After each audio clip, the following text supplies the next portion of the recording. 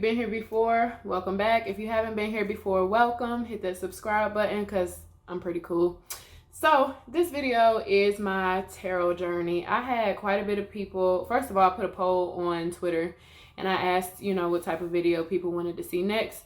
And the winner of that poll was, what is my tarot journey, or what did my tarot journey consist of? How did I get started and things like that. And I also know that like a lot of my friends and clients sincerely want to know. They've been asking me that, and I've never really been able to give like a concrete map out to an individual about like how I got started, because it's a lot that kind of went into it, and I never really wanted to relive the trauma that brought me to becoming a tarot reader, because it wasn't like sunshine and rainbows at all.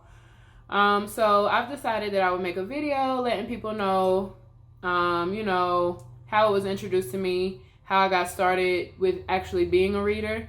And then I felt like that would be a little bit helpful to people who get readings done by me or get readings done by other people and they think that they want to get into it as well. I feel like me sharing my journey will make others more comfortable to start their own journey. So let's get into it.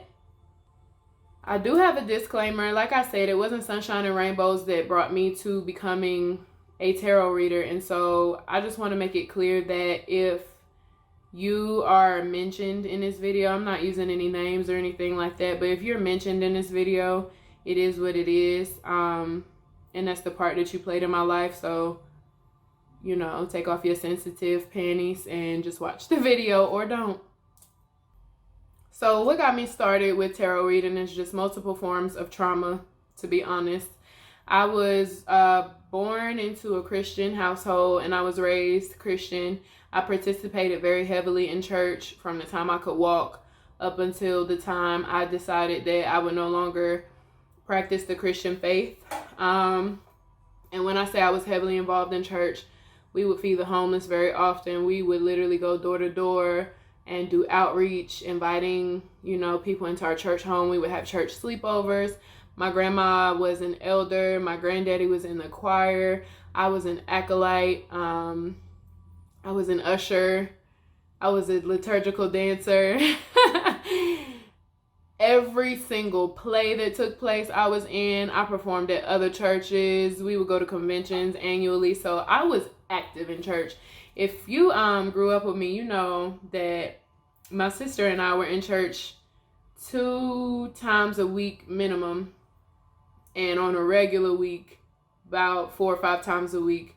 And so I loved it. I understood what my religion was and what it meant to me. I had been through things already that my religion helped me get through and overcome and things like that. So as I got older, I had questions about my religion that I felt like were never really answered, and that never sat well with me. So I was still practicing my religion and I was still comfortable in it, and I was still very faithful, a very faithful Christian. But the questions were getting louder and louder. And not in the process, but during the time that those questions were getting louder, I started to see things that would catch my attention. So I would see tarot readers, or I would see tarot clients, or people that had crystal balls and knew how to use them. And at first I was like, that's not real. Then I grew into an understanding of anything that you give power to becomes real for you. So I was like, whoever believes in that, that's who it's real for. So it's not real for me. This is where the journey gets started. So one day as a Christian, I'm going through it. So I had 2 senior years in college, like a lot of us did. And I hadn't come to the understanding that a lot of us have that. I hadn't come to the understanding that I don't determine the timing of my life. I hadn't come into several of the understandings that I have now. At the time, I was in a relationship, and it was a long distance relationship. And I was happy. I was literally head over heels, ecstatic, in love, all of that.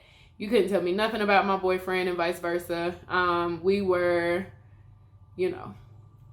So we, as young lovers do, started making plans with each other. We're going to get married. We're going to have kids. We're going to live here. We're going to make this kind of money. We're going to eat this kind of food. And when I found out that I had to stay in school another year, that put a big damper on our plans, because we were like, here's another year where we can't be as close as we want to be. So because neither of us were really efficient communicators at the time, the relationship crumbled. It fell to pieces. And I can't speak for him and how he felt and, you know, what he did to get over it, because he's not shared that with me. But I know that for me, I've been through a lot. And some of the stuff that I've been through, he saw and was there, you know, to help me out of and stuff like that. So I just couldn't fathom that God brought me this relationship and that the relationship lasted for years. I couldn't fathom that relationship was supposed to end. And I was like, what are you doing? Like, this is my husband. This is my child's father. This is my, you know, one of my best friends. And I just couldn't stomach that the relationship was over. So I was depressed. And I would pray. And I did not feel any better. As the days went on, I started to feel worse. And I could feel some of my ex-partner's behaviors, even though we were hours apart. So when I started feeling his behaviors, that's when I was like, this is too much. This is something I can't explain. This is something I don't understand. But I could literally feel his behaviors. And as a Christian, like, I couldn't understand that. It made no sense. And it made me feel worse because, you know, when we get out of relationships, we do whatever we do to cope, right? But his coping mechanisms made my chest hurt. And I started to wonder, why can I feel this? Why do I know what he's doing even though I have no proof? Why do I not feel better even though I'm praying multiple times a day? I'm on my knees crying and screaming like, I don't want to hurt. I just want to smile. I want to be hungry again. Like, y'all, it got bad. This is me being transparent. It got bad. I wasn't hungry. I would eat once a day, and the only meal I would have would be at work.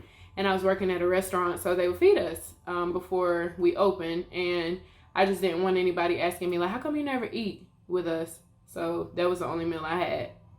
My coworkers kept me alive. Like, my thoughts of them judging me kept me alive. It got bad. So during this time, I'm praying. I feel like they're falling on deaf ears. I'm reaching out to religious resources that I had, and that's not helpful. So I felt stuck, alone, lost, and scared. And let's backtrack. Before I got in this relationship, I lost my big brother.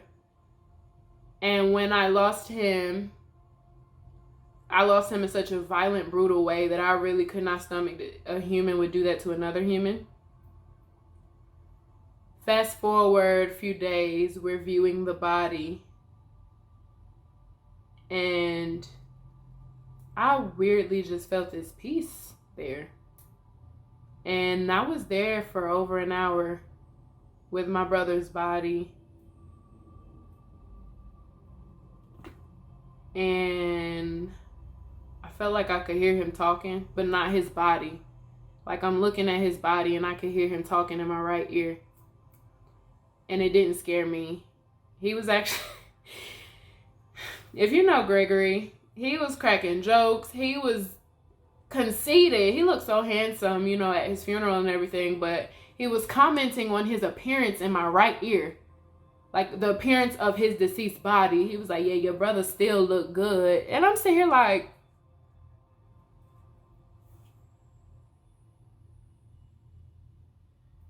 But I wasn't fearful because it was him, and I knew it was him, and I knew I was safe. So I just sat there and kind of watched the room and let him talk to me. And I let him crack jokes to me. And I let him tell me what he expected out of me. And I let him tell me what he wanted from me. So,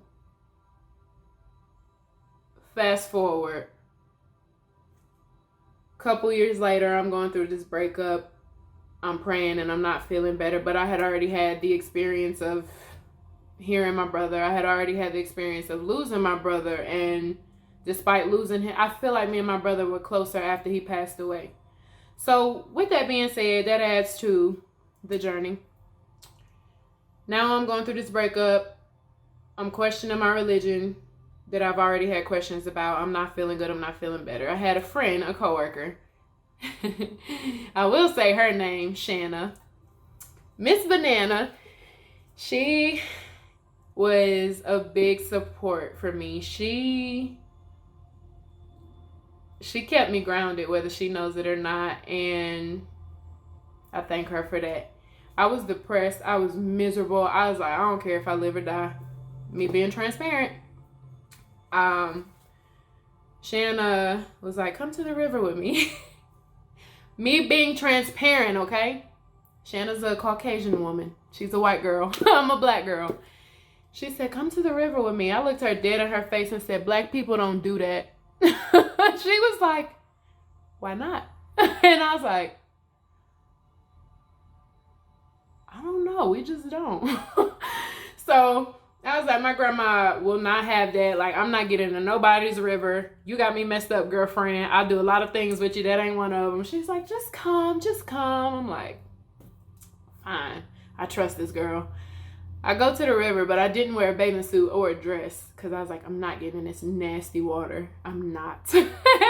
She got me messed up. I'm going to watch her swim and I'm going to stick my feet in. Hours later, I'm in this river, in this dress with my clothes soaked and stuck to me. And I felt so happy and free. And am I getting emotional? Do y'all hear that? What the heck? I felt so good. And I was just like, something about it. It was nothing like going swimming in a pool. Something about being in a natural body of water in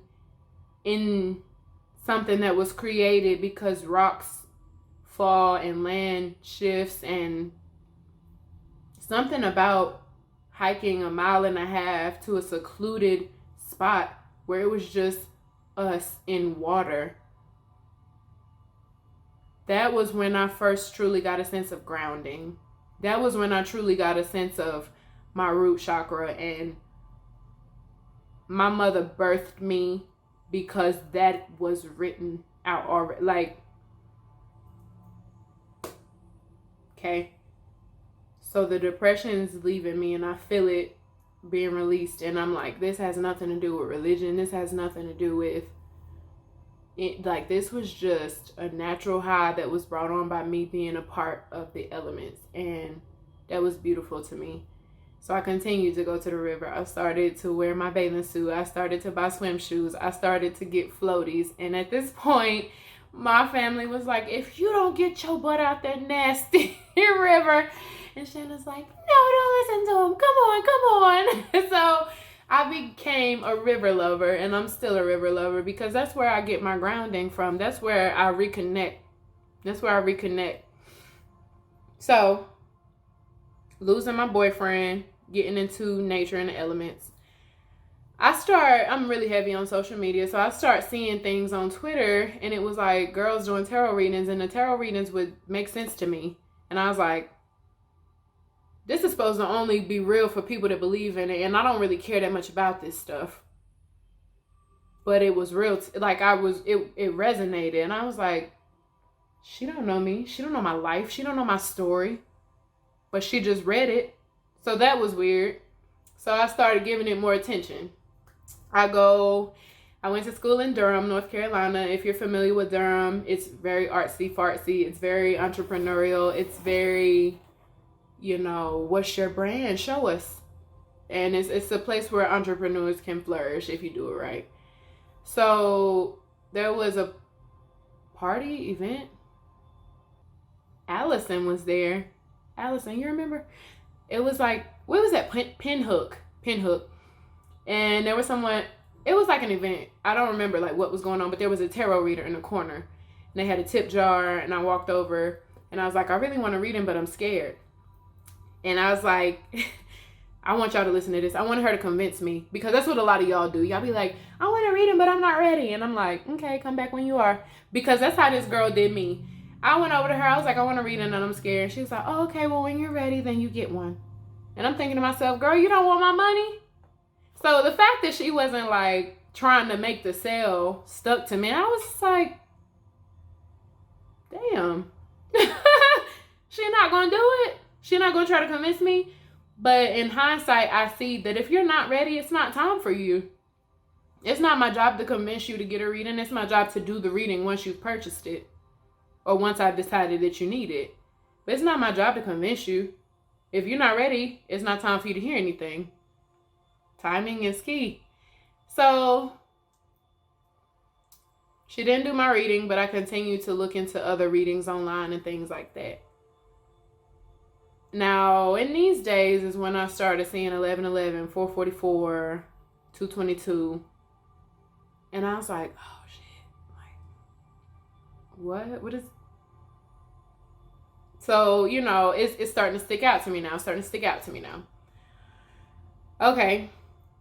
I'm still arguing with the ex because, you know, in my head, it's not over yet. So he began a separate romantic relationship for me. And that really, really, like, just twisted the knife. I'm like, oh my God, how do you get over this? Like, so I could not. And that's when I had my worst stint of this depression. I was starting to feel better, and then it got much worse. Plummeted to the ground. And at this point is when I saw a family member of mine that passed away when I was 12. They came to me. They made themselves very clear. Made sure I knew who they were. They didn't say anything, but I knew who it was. Came to me. And the feeling that surrounded me was just this peace and clarity and relief and this protection. And it, mind you, the person didn't say anything. My loved one, my protector, my guardian angel didn't say anything. But they made sure I understood, this is for you. Pay attention to the signs around you. You're protected and you're safe. You could do this. And this loved one is one of my favorite people in life. And so when they came to me and made me know that this was something okay for me, I was hungry to see them again. I was hungry to hear from them again. And so I was like, okay, I have to pursue it.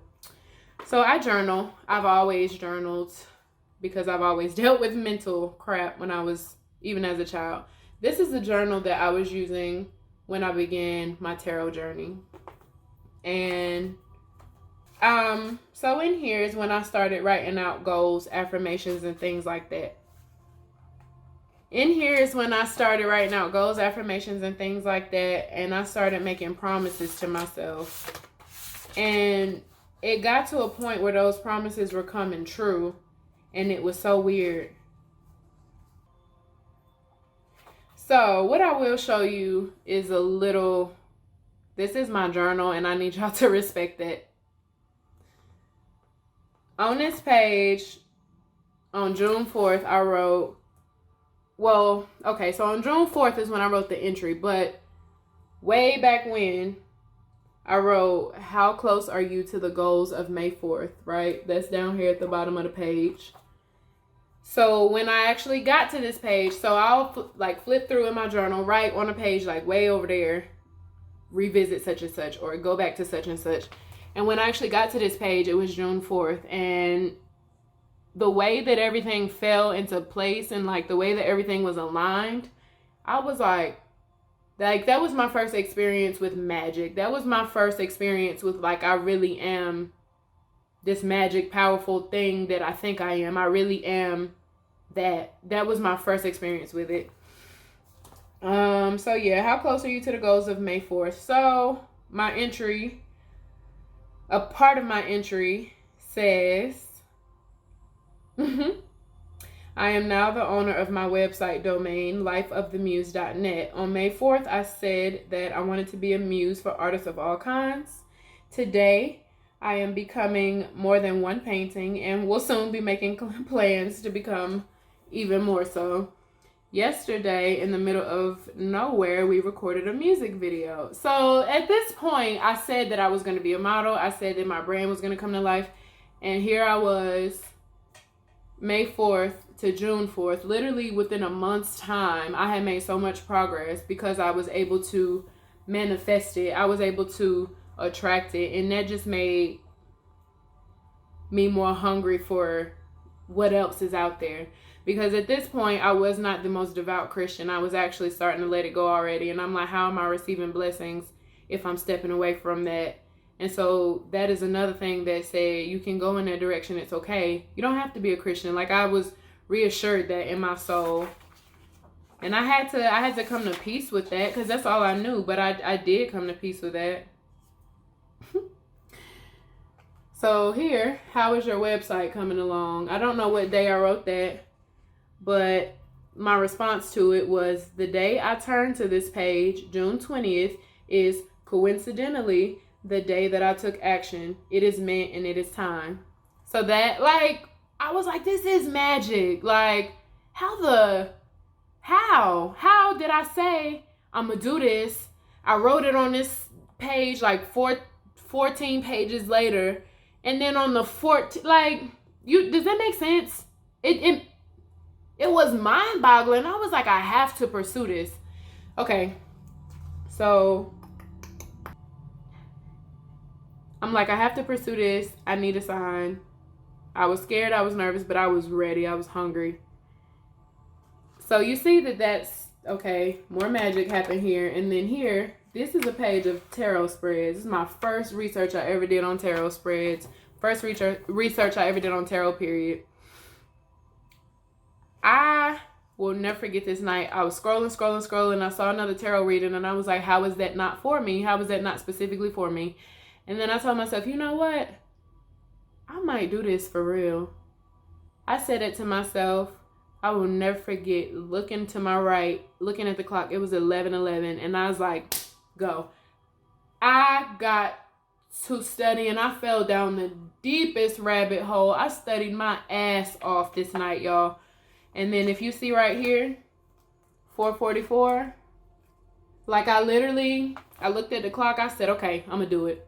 I started writing. I started researching. I started studying. I started researching other readers. I started researching the different cards, the different suits, the meanings, the colors, numbers, dates, everything. I just started researching and I looked up and it was 4:44 and I thought that only like an hour or two had went by. And I had been studying for about 5 hours, just nonstop. And I was more and more hungry. So I can't tell you everything that's in my journal, but I want you to know that I have concrete proof and concrete reminders that this was meant for me and this was for me. So when I finally decided, okay, I'm going to do it, I'm going to study it, I'm going to read it, I go to my friend Melissa, who you saw in my other vlog. And if you didn't see it, go watch it. I go to Melissa because I knew that she would be like the only friend that I could really talk to about stuff like this. And I told her, I want to read tarot cards. She was like, let's go to the store. And I'm like, wait, like, she was like, no, what do you mean, wait? Like, let's go. So I was like, okay, let's go. We go to a witchcraft store. It was amazing. It was an amazing experience. They had raccoon feet, butterfly wings, wishbones. Like, it was crazy. And I was not scared. I was just, we left there. We went to another store and we bought my very first deck of tarot cards that I still have, the Rider-Waite tarot deck. And you see how worn they are, my poor babies. But this is my very first deck of cards ever. And Melissa purchased them for me. And she did it so fearlessly. She was like, what are you talking about? No, what are you talking about? Wait, let's go. And like, if it were not for her, if it were not for Shanna, if it were not for Melissa, if it were not for my own faith in my own self, if it were not for my ex-boyfriend, I would not be reading tarot cards. And that's why, like, a lot of people are like, why are you still cool with your exes? Why they still can hit you up and see how you're doing? Because they're not awful men. I don't know. I can't speak for yours, but so anyway, very best friend, or one of my very best friends, bought my very first deck of tarot cards, and I just was head over heels ecstatic. I was hungry to practice, and my first reading that I ever did was on Melissa, and it was a past life reading. We'll never forget that. At her mama's kitchen table. I will never forget that. Girl, I love you more than I love you. Then, oh, I can't show you well, you can see the mat right here. I started telling other friends, like, okay, I'm into tarot reading, blah, blah, blah, blah, blah. So then my other friends became super duper supportive. My Corey Tarver purchased me this tarot mat. He got me multiple shirts. I was going to see if I could show you one. He got me multiple shirts. Corey got me this box to keep tarot cards in. It's beautiful. I think it's hand carved. Yep. Hand carved. Beautiful. Look at this. And velvet line. So this is the tarot deck that Corey got me.